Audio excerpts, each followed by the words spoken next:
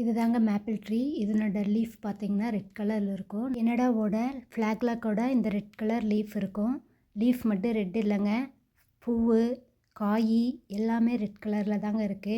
இந்த சம்மரப்போ பார்த்தா தான் தெரியுது எப்படி இருக்குதுன்ட்டு. சம்மரப்போ தான் இந்த காய் பூவெல்லாம் வரும். அடுத்தது இது க்ரீன் கலர் மேப்பிள் ட்ரீங்க. ரெட் கலர் மேப்பிள் ட்ரீ விட க்ரீன் கலர் மேப்பிள் ட்ரீ தான் அதிகமாக இருக்குது.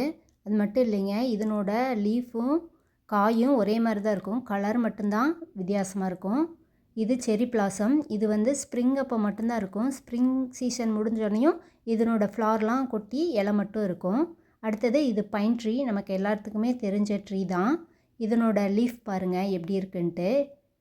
அடுத்தது பூ வந்து அந்த ஒரு சில டைமில் தான் வரும், அதுக்கப்புறம் இருக்காது. அடுத்தது இது ஒரு வகையான ட்ரீ. இதனோட லீஃபெல்லாம் பார்த்திங்கன்னா ஒரே மாதிரி தான் இருக்கும், குச்சி குச்சியாக.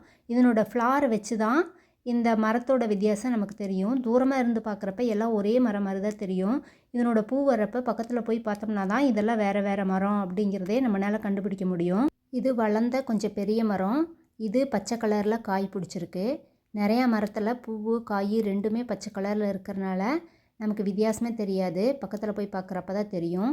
இது பாருங்கள், இந்த மரம் ஃபுல்லாக ஒரே ஃப்ளார்ஸாக இருக்குது. இந்த ஃப்ளார்ஸ் பாருங்கள் எவ்வளோ அழகாக இருக்குது. இது சம்மர் அப்போ மட்டும்தான் இந்த ஃப்ளார் வருது.